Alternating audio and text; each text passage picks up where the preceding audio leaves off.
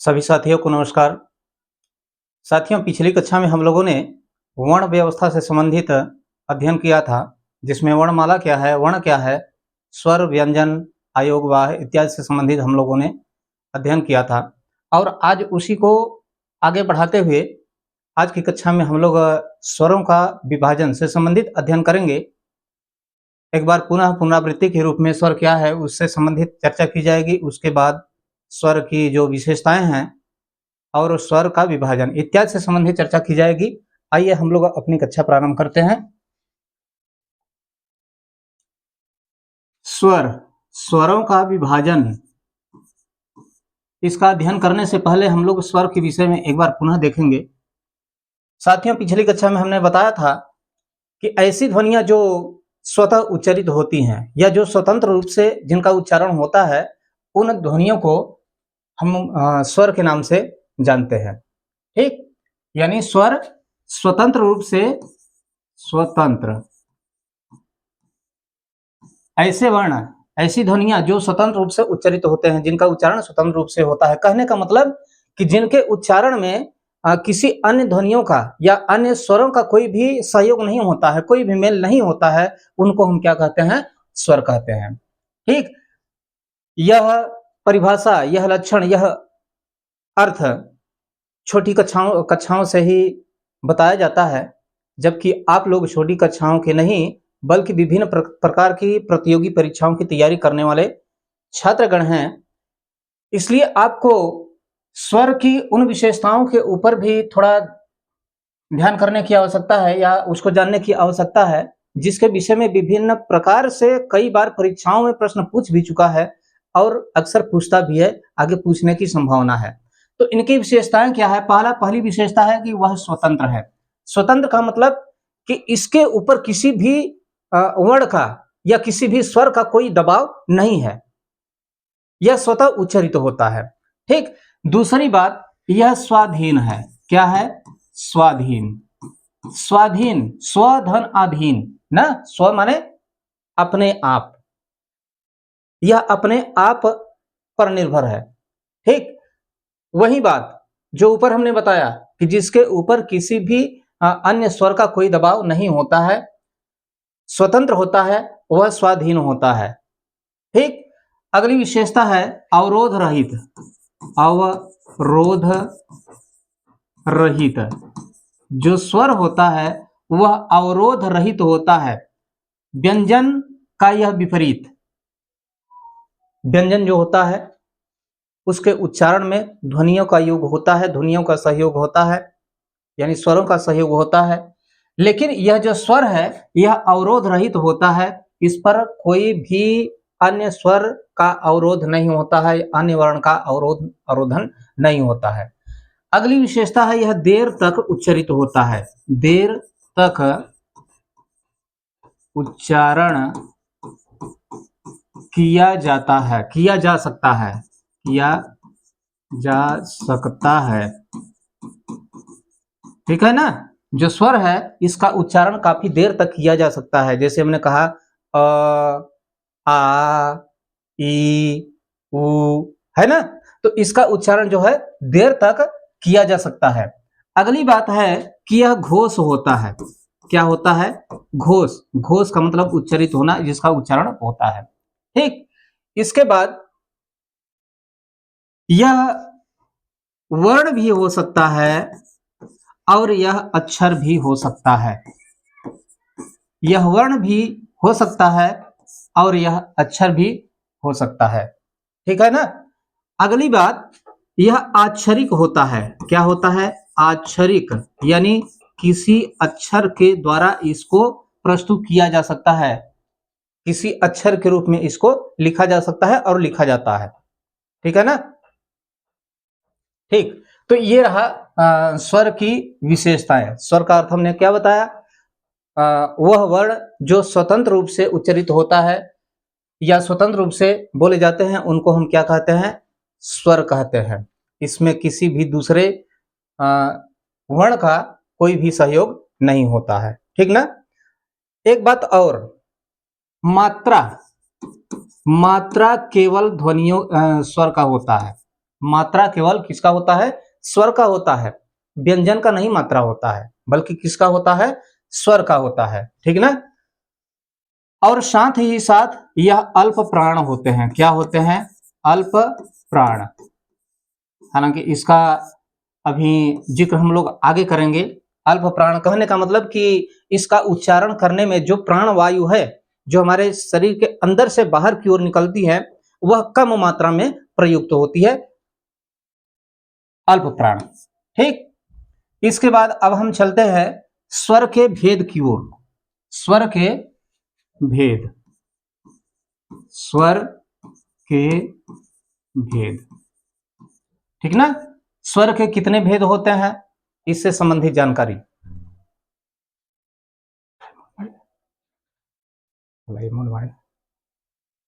स्वर के भेद, देखिए मित्रों, स्वर के कई भेद होते हैं, मतलब उसके कई आधार होते हैं। अलग अलग आधारों पर स्वरों के अलग अलग भेद किए गए हैं। तो सबसे पहले हम देखेंगे उत्पत्ति के आधार पर। किसके आधार पर? उत्पत्ति के आधार पर। उत्पत्ति के आधार पर जो स्वर का भेद है वह दो है, यानी उत्पत्ति के आधार पर स्वर को दो भागों में बांटा गया है। कौन कौन से? एक है मूल स्वर, एक है मूल स्वर और दूसरा है संध्य स्वर। संध्य, ठीक है ना? पहला क्या है? मूल स्वर। मूल स्वर में अ, छोटी ई, छोटा ऊ और य सम्मिलित है। ठीक, अभी इसके बारे में थोड़ा सा आगे चर्चा करेंगे। संध्य स्वर जो है उसको भी दो भागों में बांटा गया है। देखिए, जो मूल स्वर है उसकी संख्या 4 है। कितनी है? 4 है। और जो संध्य स्वर है इसकी संख्या कितनी है? 7। 7 ये और 4 ये, कुल मिलाकर कितने स्वर हो गए? 11। इसको हमने पिछले कक्षा में ही बताया था। ठीक ना? तो संध्य स्वर जो है उसको भी दो भागों में बांटा गया है। एक है दीर्घ, दीर्घ, दीर्घ स्वर। ठीक, और दूसरा है संयुक्त, संयुक्त, या इसको हम मिश्र के नाम से भी जानते हैं। ठीक ना? दीर्घ स्वर और संयुक्त स्वर या मिश्र स्वर। ठीक, जो दीर्घ स्वर है इसमें है आ, बड़ी ई और बड़ा ऊ। ठीक, इसकी संख्या 3। ठीक, और जो मिश्र स्वर है वह है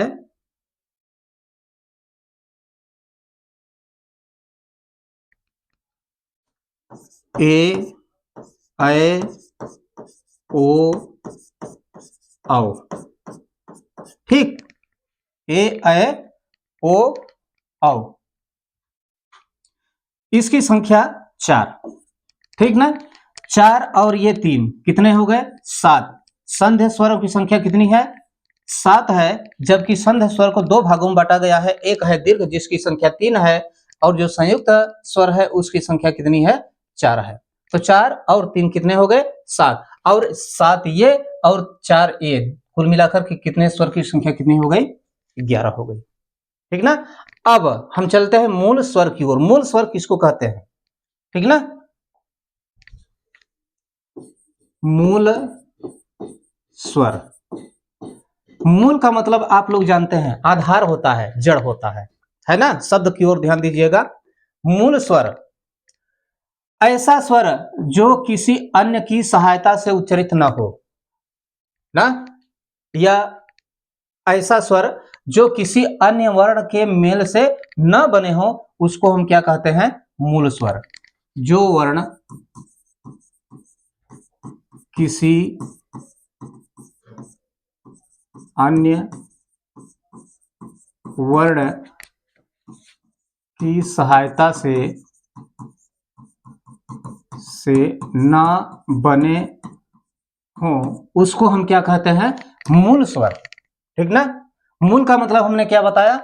आधार। मित्रों, आप लोग एक छोटा सा भी मकान बनाते होंगे तो सबसे पहले उसकी नींव डालते होंगे, सबसे पहले उसका आधार तैयार करते होंगे, तब जाकर के छोटा या बहुत बड़ा महल आप खड़ा करते हैं, है ना। तो यह क्या है, मूल स्वर जो है उसका दूसरा दूसरा नाम हमने क्या बताया, आधार। इस आधार पर कहा जाए तो इसको हम आधार स्वर भी कह सकते हैं। क्या कह सकते हैं, आधार स्वर, ठीक है ना। इस मूल स्वर का दूसरा नाम क्या है, आधार स्वर, ठीक। अगली बात, इसमें कौन कौन सा स्वर सम्मिलित है, अ, छोटी, छोटा ऊ और री, ये चार, यही तो हमने बताया, ये चार सम्मिलित है और इनको कहा जाता है ह्रस्व स्वर। क्या कहा जाता है, ह्रस्व।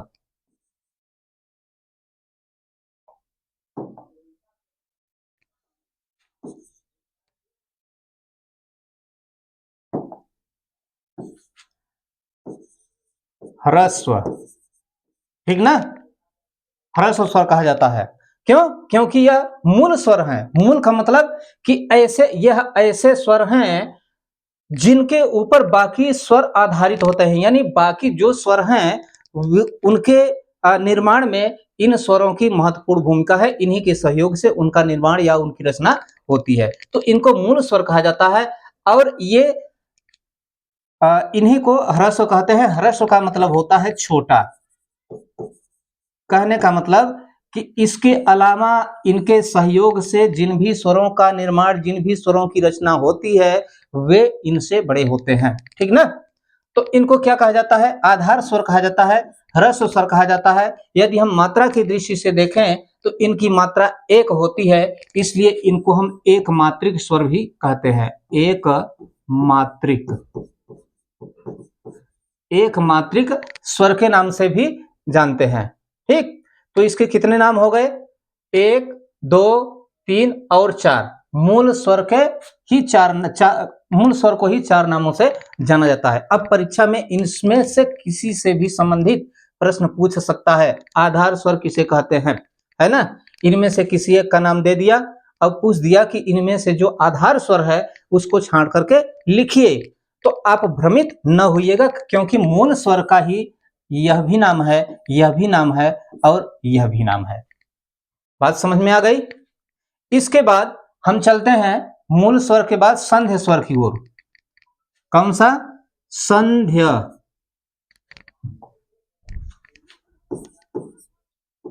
संध्य स्वर। मित्रों, संध्य के स्थान पर यदि हम लिख दे संधि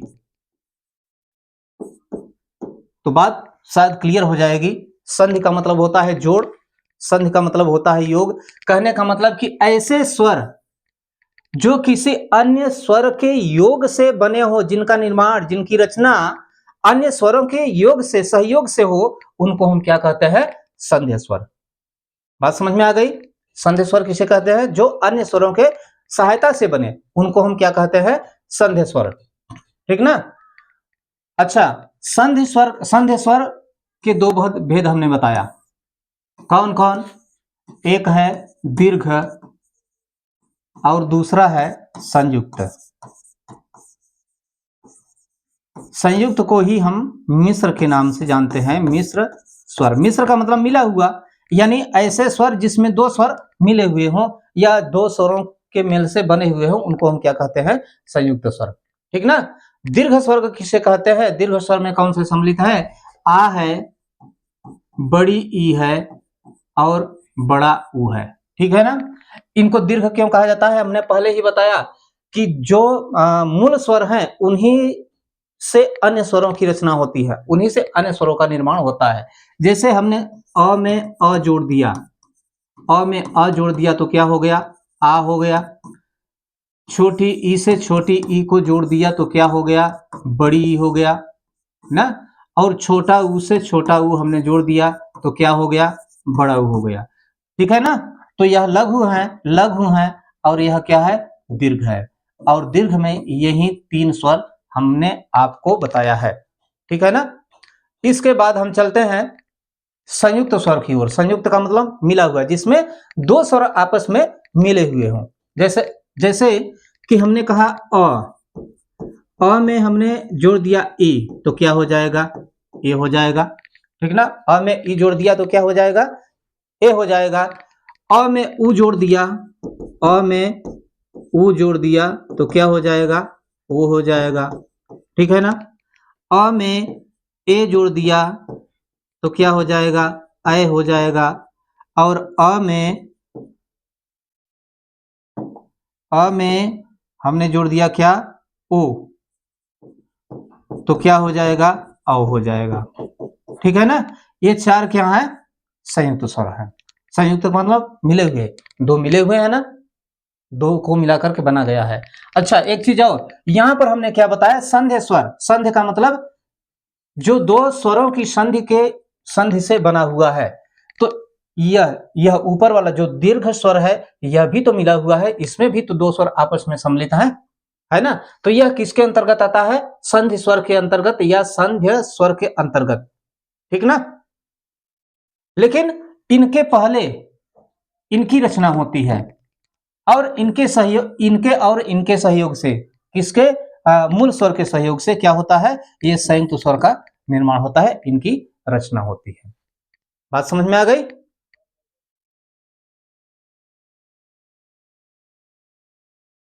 ठीक, अब आगे, यदि हम मात्रा को आधार माने, किसको आधार माने, मात्रा के आधार पर, मात्रा को आधार माने तो जो स्वर होता है वह तीन प्रकार का होता है। कौन कौन, एक है ह्रस्व, दूसरा है दीर्घ, और तीसरा है प्लुत। ये पहला है ह्रस्व स्वर, दूसरा है दीर्घ स्वर, और तीसरा है प्लुत। ह्रस्व में कौन कौन आते हैं, अभी हमने बताया है, जो मूल स्वर में है, अ, छोटी, छोटा उ और री, ये ह्रस्व स्वर में सम्मिलित है, ठीक ना। हम किसके आधार पर देख रहे हैं, मात्रा के आधार पर, ठीक है ना। तो इनकी जो मात्रा होती है वह मात्रा होती है एक, इन चारों की एक ही मात्रा होती है, चाहे इसकी चाहे इसकी चाहे इसकी चाहे इसकी, एक ही मात्रा होती है। इसलिए हम इसको क्या कहते हैं, एक मात्रिक स्वर। क्या कहते हैं, एक मात्रिक,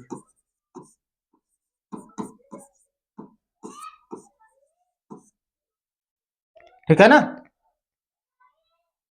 एक मात्रिक स्वर। और इसी स्वर को हम कहते हैं लघु। लघु माने क्या होता है, छोटा। लघु माने क्या होता है, छोटा, ठीक ना। यहां पर देखिए हमने क्या लिखा है, एक मात्रिक, इनकी जो मात्रा होती है एक मात्रा होती है। कहने का मतलब कि ऐसे स्वर जिनके उच्चारण में एक मात्रा का समय लगे, या एक चुटकी बजाने के समय लगे, बहुत ही कम समय लगे, उसको हम क्या कहते हैं, ह्रस्व स्वर या लघु स्वर कहते हैं, ठीक है ना। और जो दीर्घ होते हैं, इसमें आ, बड़ी, बड़ाऊ, ए, ऐ, ओ, औ, ये सम्मिलित हैं। कितने हैं, दो, दो चार, तीन सात, सात और चार 11, ये दीर्घ स्वर है, ठीक ना। इसके बाद प्लुत स्वर। प्लुत स्वर जो होता है, ये इस प्रकार से इसका प्रयोग किया जाता है, या फिर इस प्रकार से प्रयोग किया जाता है, ठीक है ना। अब थोड़ा सा इसके ऊपर भी हम लोग विस्तार से चर्चा करेंगे फिर से। क्या, पहला है, क्या है, ह्रस्व स्वर। ह्रस्व स्वर, ठीक ना। ह्रस्व स्वर किसे कहते हैं, ऐसा स्वर जिनके उच्चारण में लगा हुआ समय बहुत ही कम हो, एक मात्रा के बराबर हो, या हमने कहा एक चुटकी बजाने के बराबर समय लगे, उनको हम क्या कहते हैं, ह्रस्व स्वर, ठीक ना। क्या कहा हमने, एक मात्रा के बराबर, एक मात्रा के बराबर समय लगे, या एक चुटकी बजाने के बराबर, एक चुटकी बजाने के बराबर समय लगे उनको हम क्या कहते हैं? ह्रस्व स्वर। ह्रस्व स्वर कौन का है? फिर से देख लीजिए, अ छोटी, छोटा उ और री। इनकी जो मात्रा होती है वह क्या है? एक मात्रा होती है। और इनको हम प्रदर्शित कैसे करते हैं? इसी अक्षर से। अंग्रेजी के आई अक्षर के क्वालिटी का अक्षर होता है, इसी से इसको हम प्रदर्शित करते हैं। ठीक है ना? तो ह्रस्व स्वर को ही हम मूल स्वर कहते हैं, एक मात्रिक स्वर कहते हैं, आधार स्वर कहते हैं। इसकी मात्रा कितनी होती है? एक। ठीक है ना? इसके बाद जो दूसरा नंबर है वह क्या है? दीर्घ स्वर। दीर्घ स्वर। दीर्घ, अब देखिए, दीर्घ स्वर बराबर ह्रस्व गुणित 2। इसको ध्यान से देखिएगा, यह दीर्घ स्वर की परिभाषा है। हमने ह्रस्व स्वर के लिए क्या कहा? ऐसा स्वर जिसके उच्चारण में एक मात्रा के बराबर समय लगे या मात्र एक चुटकी बजाने के बराबर समय लगे, उसको हम क्या कहते हैं? ह्रस्व स्वर। लेकिन दीर्घ स्वर क्या होता है? ह्रस्व का दूना। कहने का मतलब कि ऐसा स्वर जिनके उच्चारण में ह्रस्व की अपेक्षा दुगुना समय लगे, उसे हम क्या कहते हैं? दीर्घ स्वर कहते हैं। बात समझ में आ गई? दीर्घ स्वर किसको कहते हैं? ह्रस्व का दूना समय जहां पर लगे। और इस दीर्घ स्वर को हम कहते हैं गुरु स्वर के नाम से भी जानते हैं। ठीक है ना? दीर्घ को हम गुरु के नाम से भी जानते हैं। यदि ह्रस्व को लघु के नाम से जानते हैं तो दीर्घ को हम गुरु के नाम से जानते हैं, यानी लघु का विलोम गुरु और ह्रस्व का विलोम दीर्घ होगा। बात समझ में आ गई? और इसमें कौन कौन सी मात्राएं शामिल है? हमने अभी लिखा था, क्या लिखा था? आ, बड़ी ई, ए, ऐ, ओ, औ। 3, हाँ, बड़ा ऊ, ये 7, ये दीर्घ स्वर है। बात समझ में आ गई? इसके बाद नंबर आता है प्लुत स्वर का। कौन से स्वर का? प्लुत। प्लुत।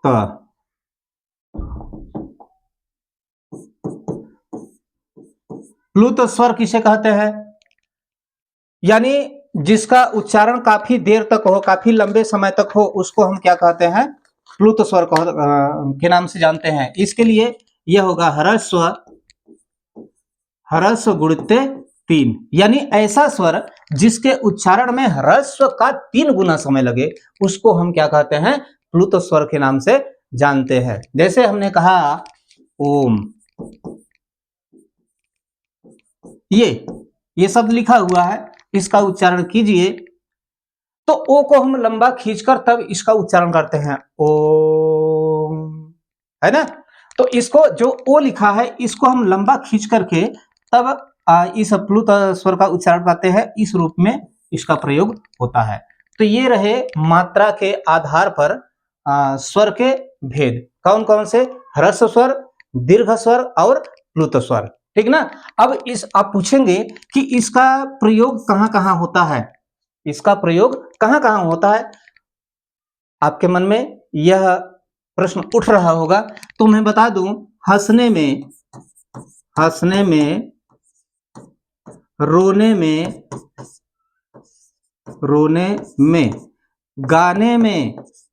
गाने में, शास्त्रीय संगीत में, और किसी को बुलाने में इस प्लुत स्वर का प्रयोग होता है। कोई दूर खड़ा हुआ व्यक्ति है, जब उसको पुकारेंगे तो इस प्लुत स्वर का प्रयोग वहां पर होता है। कोई हंसता है, कोई रोता है, गीत गाया जाता है ना? तो इन सब में ये प्लुत स्वर का प्रयोग होता है। ठीक, इसके बाद अब हम चलेंगे जाति के आधार पर। जाति के आधार पर, ठीक, जाति के आधार पर जो स्वर के भेद हैं वह 2 प्रकार के हैं। कौन कौन से हैं? एक है सजातीय, एक है सजातीय, और दूसरा है विजातीय, सजाती और विजाती, ये दो प्रकार हैं जात के आधार पर। अब सजाती किसको कहते हैं, विजाती किसको कहते हैं, पहले इसके बारे में तो जान लीजिए। सजाती किसको कहते हैं, ऐसे स्वर जो एक ही प्रकृति के हों, एक प्रकृति के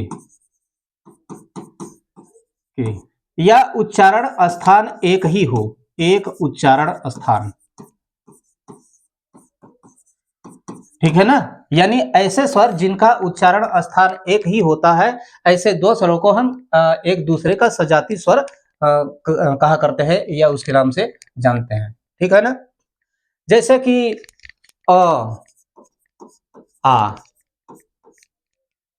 ई, बड़ी, छोटा ऊ, बड़ा ऊ और री, ठीक ना। इनका उच्चारण स्थान कंठ है, ठीक ना। और आ का उच्चारण स्थान कहाँ है, कंठ है। और छोटी बड़ी ई का उच्चारण स्थान क्या है, तालु है, ठीक है ना। छोटी बड़ी ई का उच्चारण स्थान क्या है, तालु है। और इनका उच्चारण क्या है, उच्चारण स्थान ओष्ठ है, ठीक। इनका छोटा ऊ और बड़ा ऊ ओष्ठ। और जो री है इसका उच्चारण स्थान है मूर्धा, ठीक है ना। तो इस प्रकार से ये दोनों आपस में, ये दोनों आपस में, ये दोनों आपस में क्या है, एक दूसरे के सजातीय है, एक ही जाति के हैं, एक ही प्रकृति के हैं, इनका उच्चारण स्थान एक ही है, ठीक है ना। तो ऐसे वर्णों को यानी ऐसे स्वरों को हम क्या कहते हैं, सजातीय स्वर के नाम से जानते हैं। बात समझ में आ गई। और इसी का विलोम जो है यह विजातीय स्वर,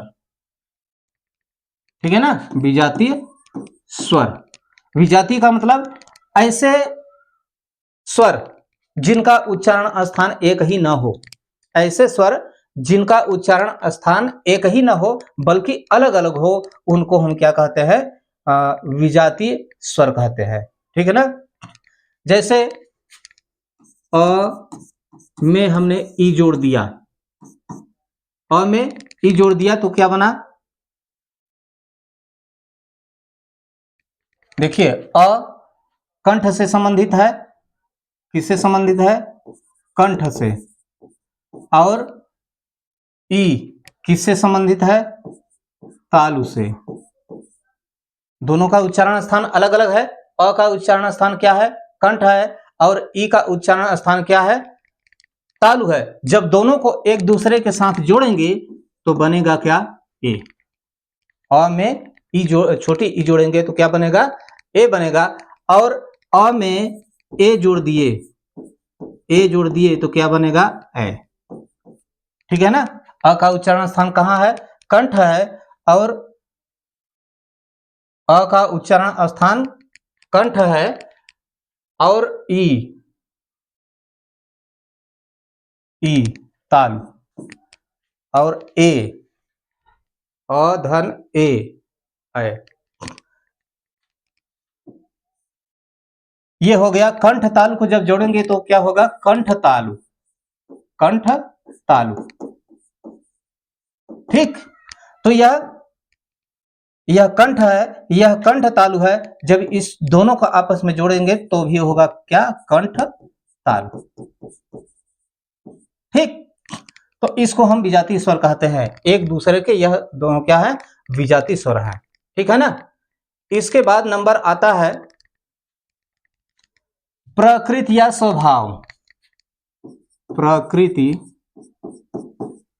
या स्वभाव के आधार पर, प्रकृति या स्वभाव के आधार पर। यदि हम प्रकृति या स्वभाव को आधार माने तो यह जो स्वर होता है वह दो प्रकार का होता है। कौन सा होता है, एक होता है अनुनासिक, अनुनासिक, और दूसरा होता है अनानुनासिक, अनानुनासिक।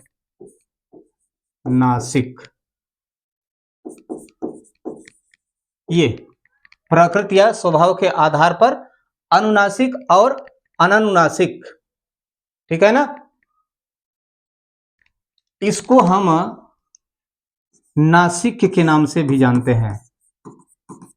नासिक, नासिक्य मतलब कि ऐसा वर्ड जिनका उच्चारण मुंह से और नाक दोनों से होता है, उसको हम कहते हैं अनुनासिक या नासिक्य ना। जिन स्वरों का उच्चारण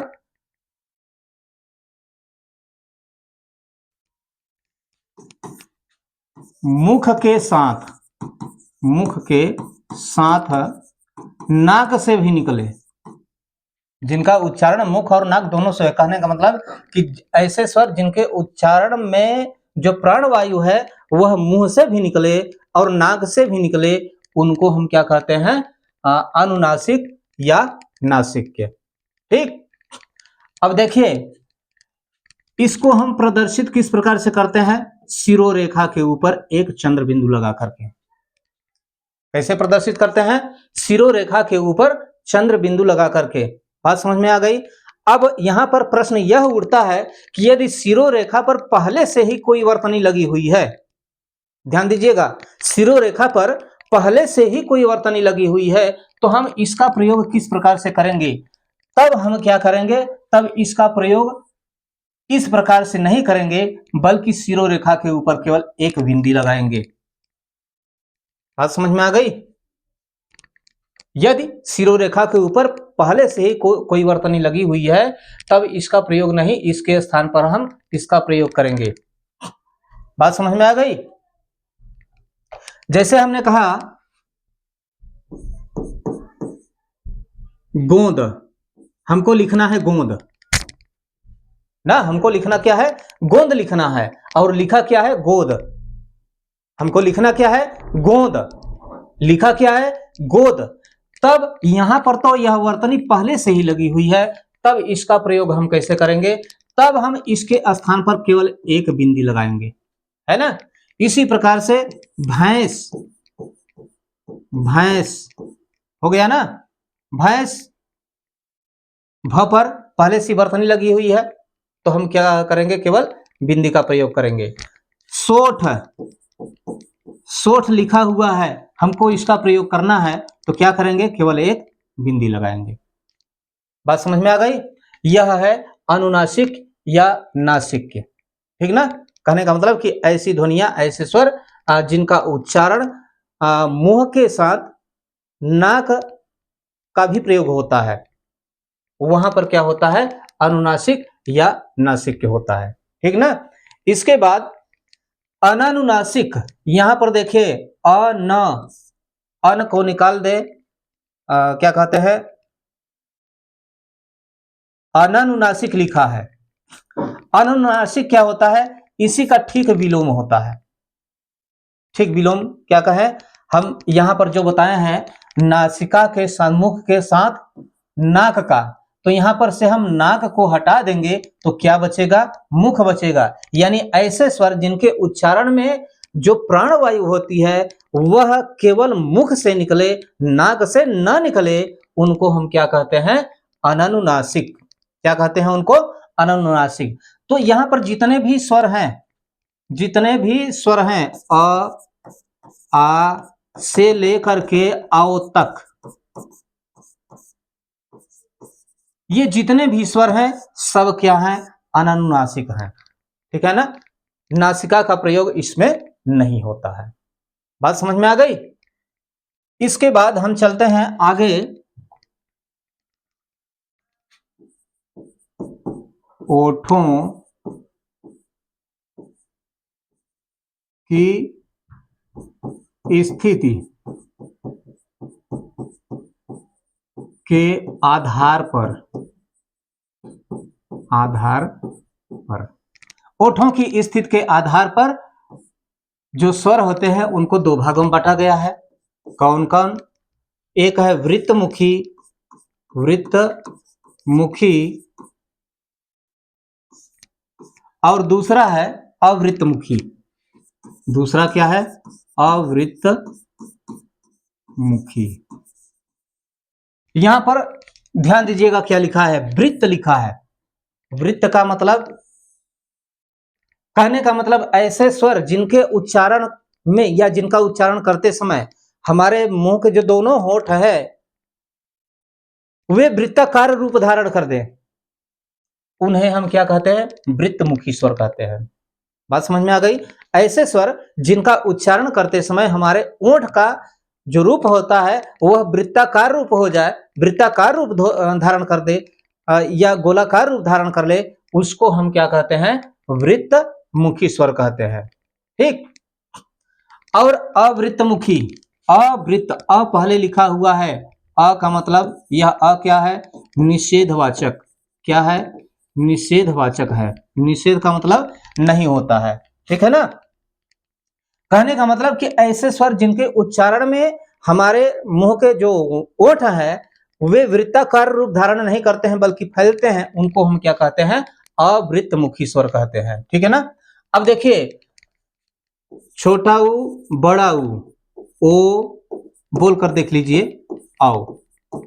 ये क्या है? वृत्तमुखी हैं। इनका उच्चारण जब भी करेंगे तो हमारे जो ओठ हैं वह गोलाकार रूप में परिवर्तित हो जाएंगे, वृत्ताकार रूप धारण कर लेंगे, इसलिए इनको क्या कहा जाता है? वृत्तमुखी स्वर कहते हैं। ठीक है ना?